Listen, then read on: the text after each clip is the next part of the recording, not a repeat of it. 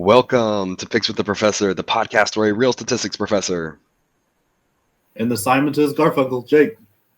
gives you sports betting tips. I am Professor Sides. You can follow me and find all of my picks on Twitter at Professor Sides. Today is Friday, February 4th, 2022, and this episode covers today's best college basketball bets. In case you're new here, I built a mathematical model that predicts what the spread and total should be for every Division I college basketball game.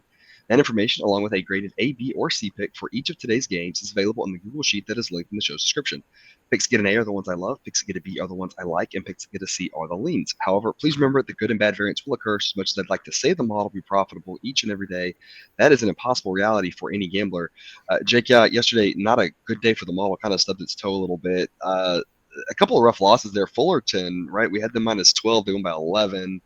So we kind of had the gauntlet, right? We had the close loss like that was heartbreaking, and then you had the BYU loss that do they want to make the tournament at this point? I don't see any evidence they do. People keep saying they're in, but I see performances like last night, and I'm like, this team is not worthy of making the tournament with the way they're playing right now.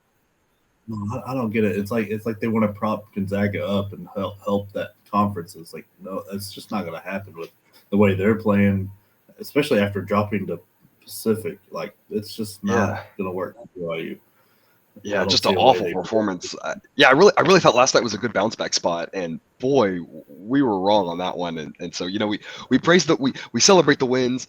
We nailed Arizona, right? We got I had the under and you had Arizona, but you have the BYU's and you got to talk about that too. That bad taste in our mouth. We got to try to wash that out and move on from that one, right? Jake, what do you have for us? Man, speaking of the Arizona game, that was a fun game to watch. Great game, back and forth.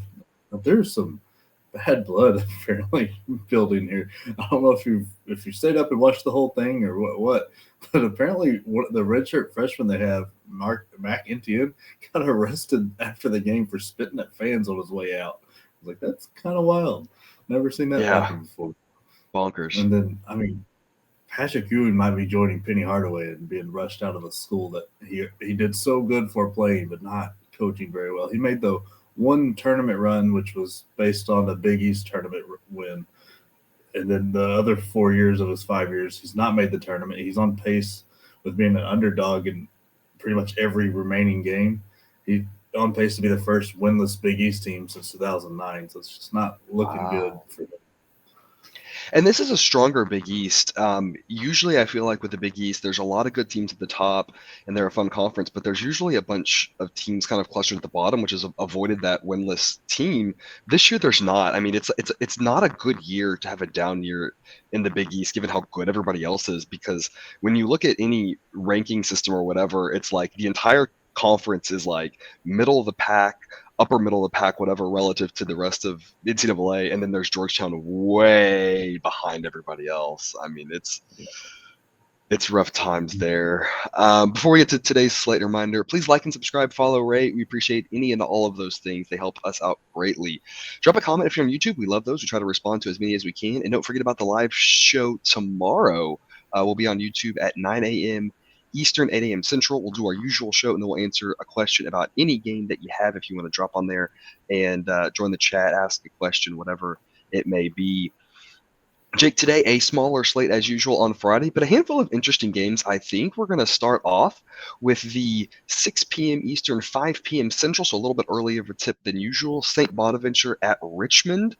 Richmond currently is a 3-point favorite. I locked in yesterday an A pick on Richmond at minus 3.5. So the number's even better for you now this morning than it was yesterday. The model thinks this should be Richmond minus 6.5. The model is 6-1 on A or B fades of the Bonnies. They've been even worse on the road. I don't understand this line. I don't understand who's putting money on St. Bonaventure. Maybe it's the must-win type thing, which I don't really buy into. They've really been struggling of lately. Richmond's been playing well at home. I just don't understand it. And maybe I'll look like a fool saying this, but to me, this one seems easy and where the model pegs it at Richmond 6.5 seems about right. If you came and said this was Richmond minus 5.5, Richmond minus 6, I'd say that sounds perfectly spot on. I don't understand this number. I think we're getting a lot of value. Jake, what's your take? Yeah. I really don't understand the people that are riding the Bonnies here. I know they had a lot of expectation put upon them at the beginning of the year, and like they got ranked real quick after a couple wins, but Hmm. After that, it's been a fast slide downhill. And I think it has a lot to do with their bench.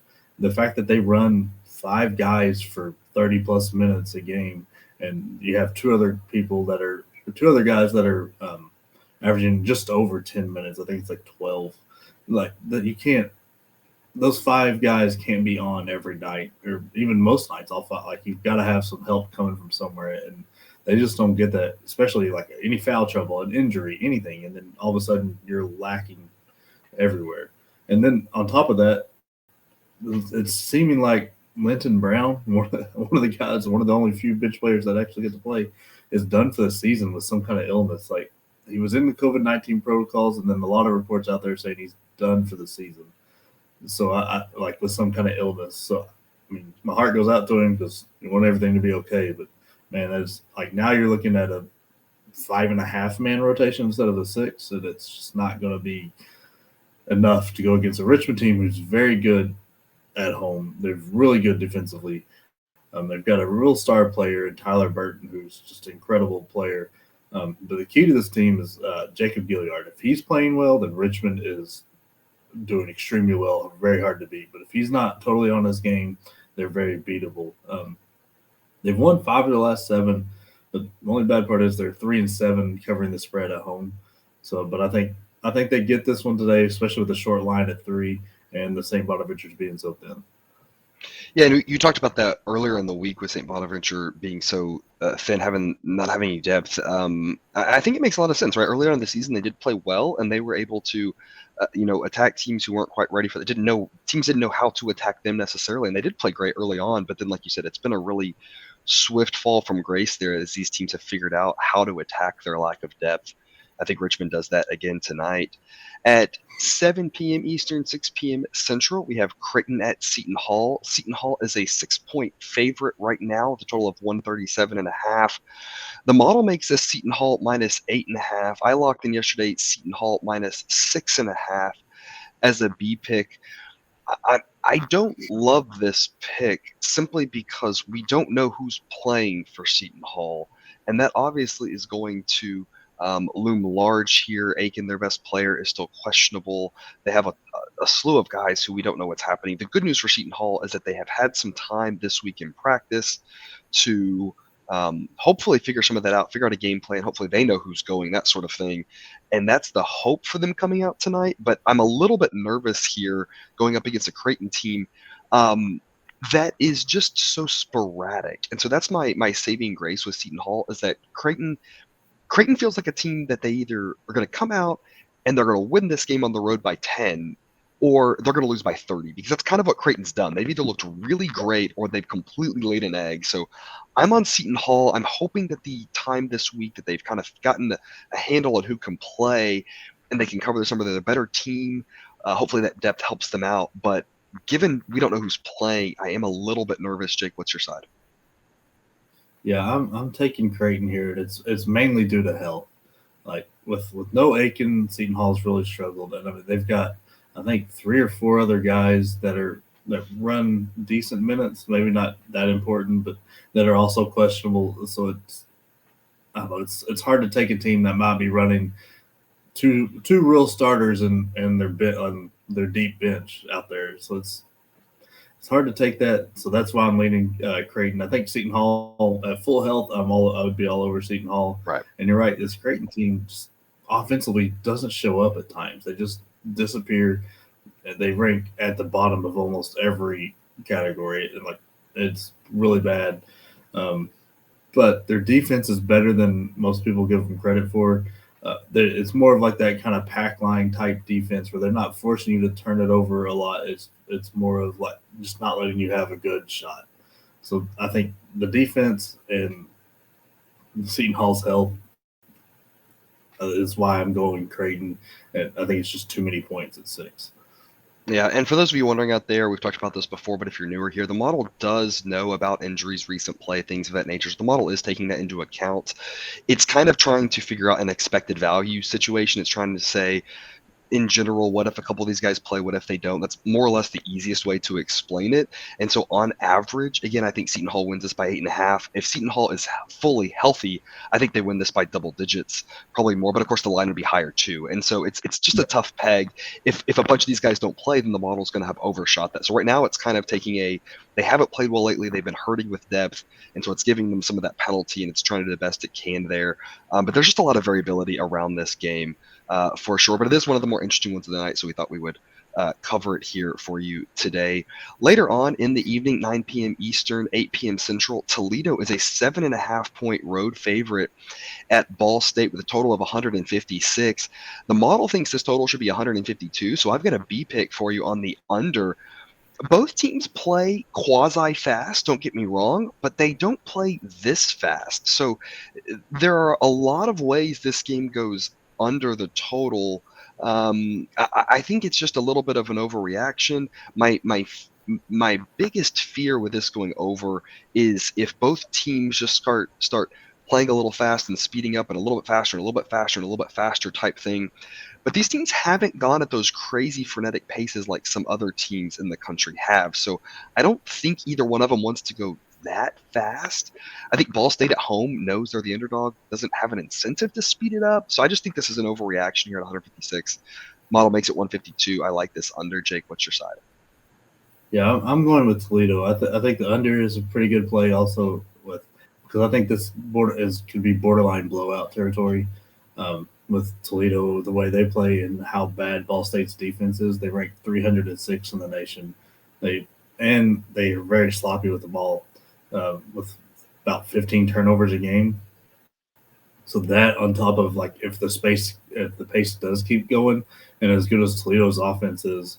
And they already beat them by 13, but that was at home. I don't see Ball State being able to slow them down enough to keep it under 10. I think this one could get closer to that 20 number with how Ball State plays and how bad their defense is. So I'm feeling pretty good about this Toledo pick. All right. Yeah, let's hope for a blowout there in a boring second half. Toledo can cruise to a victory. We can stay under the total on that one. At the same time, the maybe game of the night here should be a real good one. 9 p.m. Eastern, 8 p.m. Central. San Diego State at Colorado State. Colorado State is a 3-point favorite. The model makes this total 132. As of this morning, the total is 131.5. I locked in yesterday over 129 as a B pick. The number was too low to start with. I took advantage of that yesterday. If you aren't yet, remember to follow me on Twitter. Anytime I lock plays in and I update the sheet, I will tweet about that. So you could have seen this yesterday. You could have seen the number was too low and grabbed that overpick. So just kind of a shameless plug right there. I think the number's mostly caught up now. Once you're into the low 130s, that seems right. But anything under 130 just seems crazy for this. As much of an under team as San Diego State is, just too much of an underreaction with it that low. Jake, who's going to win this one, though? I'm with Colorado State, and this has come back to bite me a couple times. But once again, I think their offense is incredible, and they're going against an absolutely incredible defense too. So it's a complete clash of styles here. But I think home court is the reason they gets there, and a little bit of a revenge factor for the 30-point loss that they had at San Diego State, which I think is kind of more of a fluke because Colorado State had the worst shooting night of their lives against it. And I think almost like 40% of their points came from the free throw line in that game, just showing how bad they shot. But I just think they've got too much offense for the San Diego State team. And I don't think San Diego State's going to be able to force the turnovers they need to get their offense going because they don't have a great half-court offense. It's more of turn you over and run and find an open layup and all that kind of stuff. But I think Colorado State's going to slow it down and take care of the ball and score one about every 3 possessions and have enough to cover the 2.5 at home. All right. Yep. I like that. Should be a good one there late. And that leads us to our buzzer beaters here, your exclusive pod content. I've got the A-plus play of the day at 6 p.m. Brown -4 versus Harvard. The model is 3-0-1 on A or B fades of Harvard. I think Harvard's getting a little respect because they've had good teams in years past. This Harvard team is not nearly as good as the previous ones that have been fun to watch in the tournament. So I think Brown gets a nice home win there. The best B side, Niagara -5.5, also a 6 p.m. Central start there versus Manhattan. Both teams have underperformed my number a little bit, but Manhattan's underperformed it more than Niagara has. So if that holds true here, that should be a win. The model makes this about 6.5. So if Manhattan underperforms even more than Niagara, then Niagara gets them a nice little 7-8 point win there. Every dog has its day. I've kind of got two for you here. We've got a repeat of yesterday. So if you listened yesterday, I'm going to tell you the same thing I did yesterday. 6 p.m. Detroit +160 at Wright State. The model is 4-1 on A or B picks of Detroit. That game got snowed out yesterday and pushed to today. But because I already gave you that one yesterday, I'm going to give you a second one, and it's a little bit of a stretch. But look, this is a gimmick segment, right? So I can kind of do what I want with my own segments. I'm going to take Cornell on the money line, -110 versus Princeton. Not technically a dog, also not technically a favorite at that number. It's a short slate. I'm trying to squeeze some extra picks in for you here, people. So, yeah, I know it's a little bit of a stretch on the gimmick. Just run with me here, right? I like Cornell at home. Princeton, very good, but I think that Cornell has been playing fantastic of late, and they've got it rolling, and so I think they can get the job done at home against Princeton. Jake, what are your buzzer beaters? Yeah, with the short slate, it's hard to pick. But I really like this Fresno State team. I think it'll be a fun game to watch. So if you're an all night kind of person, stay up and watch this one. Orlando Robertson and Grant Sheffield should battle it out pretty well. But I just don't think Nevada's got the defense to keep Fresno State from covering the 9.5 that they're at right currently. And then I like this Akron team. Miami, Ohio has just been playing terrible recently. They've won one of their last 5, and the 4 they've lost have been by almost. I think all of them have been by double digits. So that's just not a good run here for this Akron State, like for this Miami, Ohio team. So Akron should be the play, especially at -7. I agree with you. I like that Akron pick. That's a B pick for me also in the sheet. So, yeah, Jake and I definitely both on Akron there. I'll endorse that one. That's all we've got for you today. Thanks for tuning in to another episode of Picks with the Professor. Reminder, check out that Google Sheet for all picks and totals on today's games. If you haven't done so yet, click that subscribe button. We'll get you a new episode every weekday of the college basketball season. And tomorrow, that live Q&A episode, again, that is 9 a.m. Eastern, 8 a.m. Central, run through our regular show, and then you can ask questions on any games if you want, and we'll just kind of shoot from the hip and see how it goes. We will see you tomorrow. Looking forward to it. Until then, remember, you can eat your betting money, but please don't bet your eating money.